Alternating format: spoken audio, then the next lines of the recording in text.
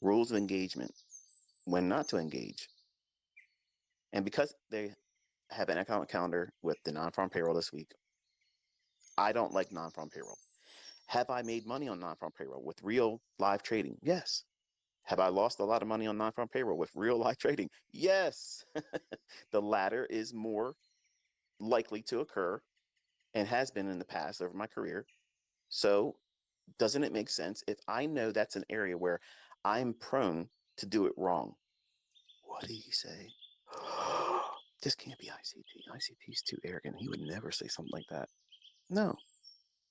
I have found that most of my losses occur in certain times of the month where the economic calendar broadcasts it beforehand.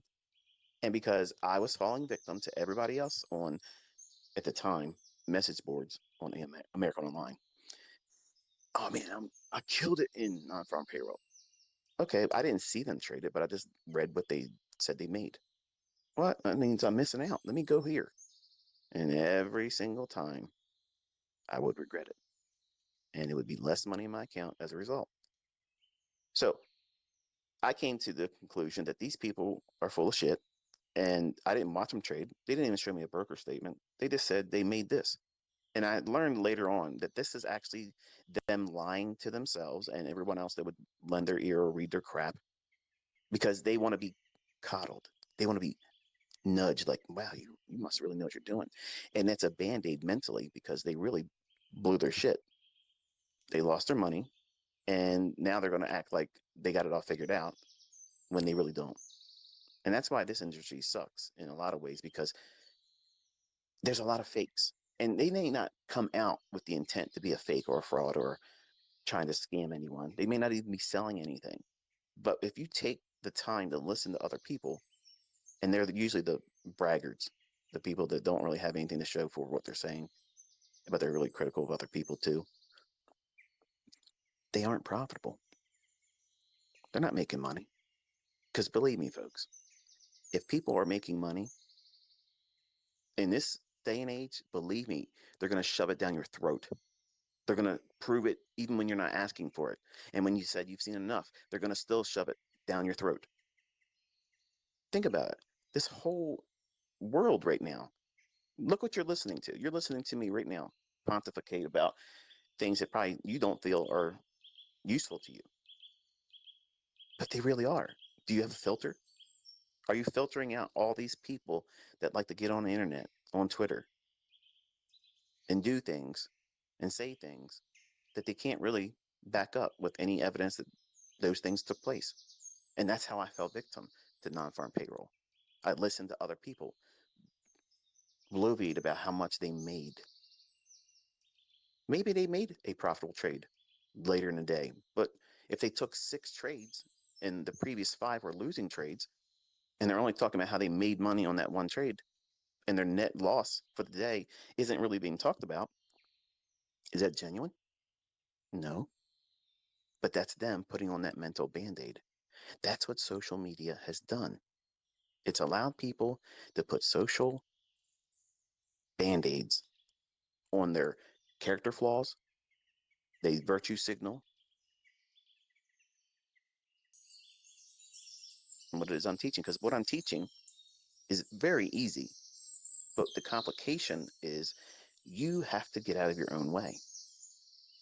And one of the things I helped to get myself out of my own way was make very rigid rules around how I'm going to conduct myself in the marketplace. When am I allowed to do anything? And here's the hard time. When am I not allowed to do anything? Think about it. A child is not taught how to be a misbehaving little being. It just knows it by nature. Well, in trading, all of us are like children. Yeah, that means what? We can tend to do things to get ourselves in harm's way. And you have to have boundaries. You have to set them as the analyst. Because if you don't do that as the analyst, the trader in you is going to listen to the gambler. Just like it did when I was on America Online. Non-farm payroll, man. it's going to move around, it's going to do this, it's going to do that. And if you buy this package here, it'll send you a signal. And if it's a red box, that means you sell it. And if it's a green box, you buy it. We know what the news is going to do. We know what the numbers are going to do. Man, that was garbage.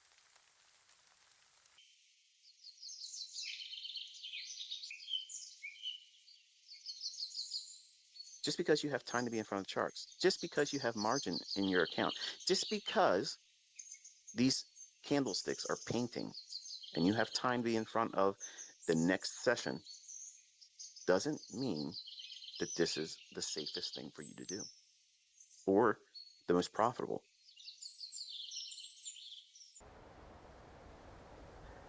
Every individual calendar event that's high impact or medium impact event, I treat that as that very thing, just on a very smaller scale. In other words, I'm expecting volatility to be injected into the marketplace. Something happens by that data being released, and the market is either organically or artificially manipulated. And what does that mean? Well, the algorithm's going to do what it normally does, or manual intervention comes in and they will reprice to a specific level, and it usually is immediate, kind of like an interest rate announcement coming out by FOMC, something like that. If the Fed comes out or another country comes out and says, okay, we're going to cut interest rates, by a full basis point, something unexpected, boom, they reprice immediately. That's not buying and selling pressure. That's at central bank level. They're saying it's our currency, it's our commodity, it's our product, it's our good. And guess what? Who sets the price? We do. And we don't care if you're long or short, and too bad. Pound sand. Those types of events, you can't really predict. So what I like to do is wait for the news to hit the market and then basically go into price and see if there is something that would be manipulated to match my narrative, my bias, my trading model. If those three things agree, and the event has now been introduced to the marketplace, that being volatility based on the data that's being released by that report, then I'll go in and look to engage. But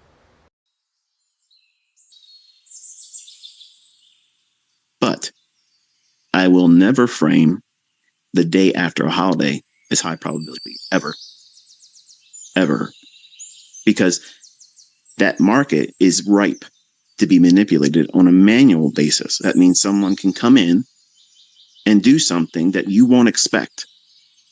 And I don't want to be able to look back and say, well, I usually lose money in that situation, and I took the chance today and I lost again. I wish I would have learned my lesson. I don't want to have that again. So what I like to do is look at the marketplace, respect the risk, come up with an idea, an opinion, and see if it pans out. And then when it doesn't pan out, in my journal, those entries are like this. This is one more instance where I'm glad I have these rules of engagement that keeps me from participating in the marketplace because I expected this and the model didn't materialize. This is what took place. Had I not followed my rules, I would have suffered a monetary loss with this idea. Now, am I critiquing myself? Yes. Am I being negative about it? No. I'm re-emphasizing the fact that I've done things correctly, but also recording the fact that if I was to follow the model, or a model, I have lots of models, but if I followed a model that I had in mind beforehand, when I've already adopted the mindset based on rules of engagement, things that I have to know when I'm going to do something, when I can't do something, days after holidays, I am likely to sit still. Well, it's the same thing with trading without a stop loss. Yeah, I know where I want to get out at. Yeah. That doesn't work, folks. Listen to me, okay? And I know there's people in here that are teaching other people, even have YouTube channels, and they don't use stop losses, and they try to justify why they don't use a stop loss. There is no justification for it. Zero. Learn how to mitigate risk, how to define risk, then go back to teaching. Because if you're not using a stop loss, you are gambling. And the only thing you're teaching other people is, guess what? You're Nostradamus. You know what the market's going to do. Think about it. If you're saying that you don't need to put a stop loss in because you know where you're going to get out when your trade's wrong, what happens when it reprices aggressively? And you didn't expect that repricing to occur so aggressively. And it moves way beyond what your safe exit point would have been or what you're willing to lose. You're crushed. And if anybody's watched you trade that way, which conveniently they never let anyone see that, those individuals are learning to do that very thing in their own trading. Now, is that, in my opinion, and I think you would agree too, is that the right kind of leadership and or mentor or teacher when it comes to risking money? I would humbly submit no. Because what they're doing is trading by itself is already inherently risky. And you have to have a way to control yourself. You have to control how much you risk, your leverage, the amount of money per trade, how much of a stop loss you're going to allow in terms of points or pips. You have to place a limit on that. What days of the week are you going to trade? Are you going to trade any old time? I teach what? A kill zone. And we're shorting. We want to see it go up first. That's what institutional traders do. They have mechanisms. They have to wait for the market to have an uptick before they can go short. So I adopted that with my perspective and price. I need to see what first. It needs to go higher. Okay, so where does it need to go to? Above some measure of equilibrium. So I'm having all these rules and these control mechanisms placed in my logic because it's an algorithm that's pricing these markets and it's booking them. And they have what? Control mechanisms, filters. So I'm aligning myself with an algorithmic principle-oriented trading model. But if you are teaching, or if you're learning from someone that's not using a stop loss and preaches they don't need to use a stop loss because they know where they're going to get out, what they're saying is they know what the market's going to do, absolutely. So therefore, they don't need a stop loss. That is the definition of arrogance. I am not arrogant. I'm confident. Probably sometimes too blisteringly confident for some. But I do have limitations. And to teach or to illustrate trading without a stop loss, there is no other way to say it, folks. This is the way it is. Those individuals that are doing that are saying they know what the market's going to do. Now, they may say it and believe it, but that's not true. I don't know what the market's going to do. I have to use a stop loss. I know it's likely to do this or that, but I have to use a stop loss. Why? Because I'm human. I may have done something wrong. I may have shirked a rule of engagement, bent the rules a little bit. I've done that in the past. I'm human. Sometimes I think, this looks like it's trying to do this. I want to do that, but it looks like it's doing this. And I'll just toss in something small. But I'm using a stop loss. Why? Because I don't know what the manual side of intervention is going to do. And nobody knows that. That's the risk that is always in the offing. You have to have that that awareness of that potentially harming you. And if you're learning from someone, or if you're trying to do this without using a stop loss, what you're saying is you have no boundaries. That means whatever the market wants to do to you, you're inviting it. Now, there are times when manual intervention comes in and a major repricing in the market asset takes place, and your stop loss necessarily will be of no protection to you. And what does that mean? You might have a 20 handle stop loss on your index futures trade. Now, I'm not arguing or making the case that 20 handles is the appropriate size, but let's just say for the discussion here, say you have 20 points, okay? And the market has some kind of major announcement comes out, or someone gets bombed. Boom, the market just gaps. 40 handles. Think you can't do that? Stick around, because you're going to see stuff like that real soon. But what happens with your stop loss? Does the market and the broker say, hey, Jane had her stop loss at 42.50. Okay. but it gapped 43.10. Oh, it can't move like that. Either direction, it can do that. No problem, given the right circumstance. They're not going to go back and say, okay,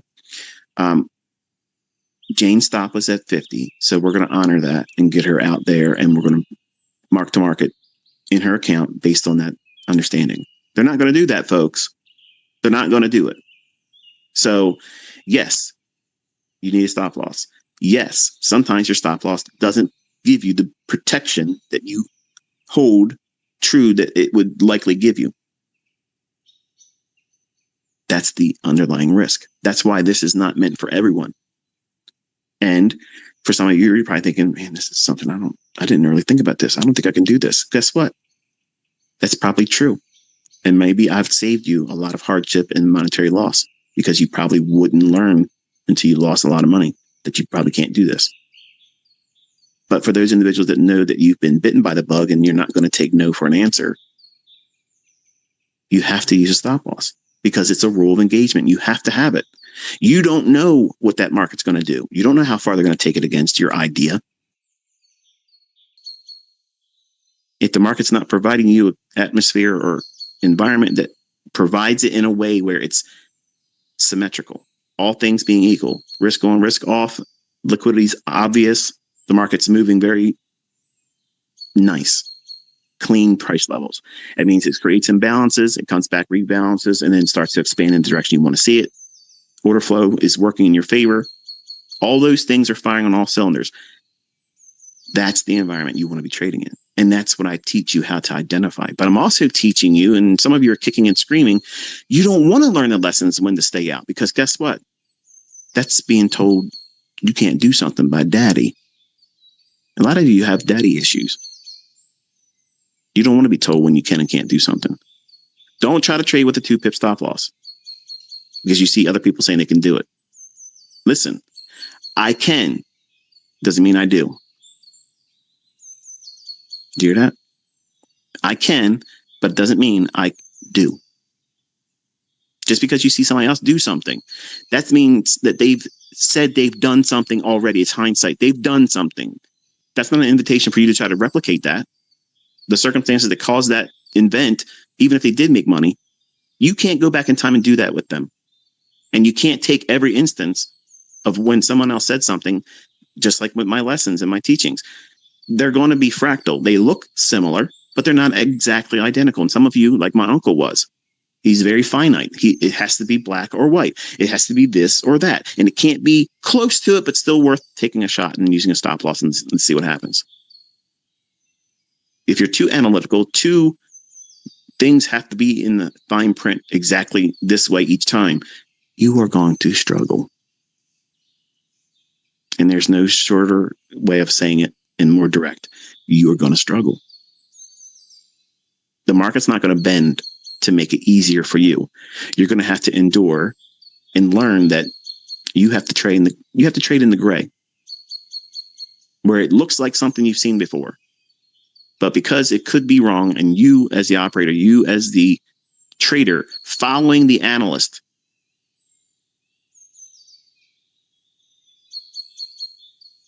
you have to incur that risk. And you have to keep at bay the gambler that says, come on, man, don't listen to this guy, man. Look, you see the chart. You've done 14 other trades where he wasn't even looking at that pair, and you made money. Don't listen to ICT about everything. Trust your gut. Well, this is one instance where you don't trust your gut, and you should be listening to me. I'm talking to the analyst in you, not the trader. This is the brain trust inside of you. This is the person that you're going to place all your trust in, not me, not your friends in some chat room. You, the person that's really going to push that button to get in and get out. The person that's really going to put the stop loss on and not pretend that I know where I want to get out.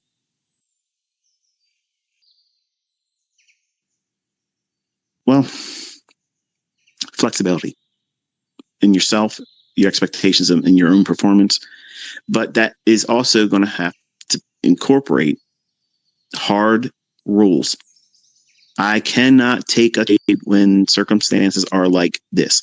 What is that? The day after a bank holiday, a day after a long weekend. Those things are, man, they're snares. There's going to be some days where they just really rip and tear off, and it's wonderful to be a part of those moves. But they're not always like that. They're more likely to not be like that.